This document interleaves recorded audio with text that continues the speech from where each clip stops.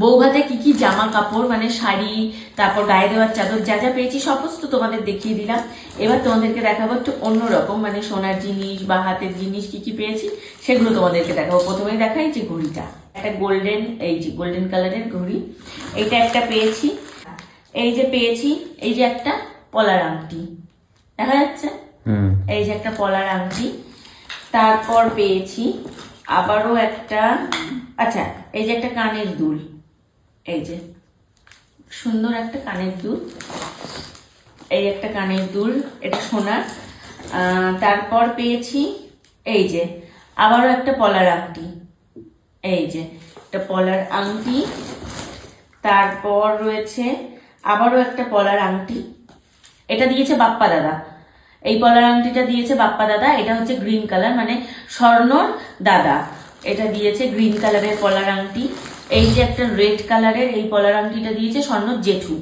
এই একটা পলার আংটি, এইটা কে দিয়েছে আমার ঠিক মাথায় নেই, আমি যার জন্য বলতে পারছি না। আর এই কানের দুলটা দিয়েছে কে বলো, এটা মেজো বড় মা, স্বর্ণর মেজো বড় মা, এই কানের দুলটা দিয়েছে। আচ্ছা নেক্সট আসছি, নেক্সট হচ্ছে ও বাও, এই যে একটা হচ্ছে ডায়মন্ডের, না এটা ডায়মন্ডের নোজ পিন, এটা কে দিয়েছে? এটা দিয়েছে আমার মায়ের জেঠুর বড় ছেলে, মানে মামা মামি, স্বর্ণর মামা মামি।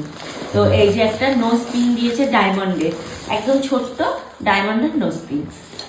আর আছে হচ্ছে, আর দিয়েছে এই যে, বাহ এটা খুব সুন্দর, এই যে একটা রূপোর লক্ষ্মী, লক্ষ্মী ঠাকুর, এটা কে দিয়েছে? এটা দিয়েছে ডক্টর নিলয় সাহা, বাবার মনে হয় খুব কাছের মানুষ, উনি দিয়েছেন। এটা হচ্ছে রূপোর লক্ষ্মী, লক্ষ্মী ঠাকুর, এটা খুব সুন্দর, এটা ঘরে রাখলে খুব ভালো হবে। এটা তো তুমি আসনেও রাখতে পারবে মনে হয়, আসনে রেখেও বলবে। আর সব থেকে ভালো পছন্দের যেটা, মানে সব থেকে পছন্দের গিফট, সেটা হচ্ছে এই যে ছোট্ট গোপাল। এই যে গোপালটা কে দিল? হ্যাঁ গোপালটা, মানে ওনাকে আমি ঠিক চিনি না। মায়ের মনে হয় পরিচিত, মায়ের পরিচিত যে গোপালটা যে দিয়েছে, আমিও ঠিক বুঝতে পারলাম না, মা বলতে পারবে গোপালটা কে দিয়েছে। কিন্তু যেই দিক গোপালকে পুরো সুন্দর করে সাজিয়ে গুছিয়ে দিয়েছে, দেখো শীতের সোয়েটার পরিয়ে মাথায় টুপি দিয়ে সুন্দর করে গোপালকে দিয়েছে। গিফটগুলো কেমন লাগলো তোমাদের অবশ্যই কমেন্ট করে জানিও। সব থেকে সুন্দর গিফট হচ্ছে এটা। আশা করছি গিফট পর্ব তোমাদের ভালো লাগলো, অনেক বড় বড় ভিডিও হয়ে গেল, একটু মানিয়ে গুছিয়ে দেখে নিও। আর আরো ভালো ভালো সুন্দর সুন্দর ভিডিও আসছে তোমাদের জন্য, সবাই পেজের সাথে জুড়ে থাকো।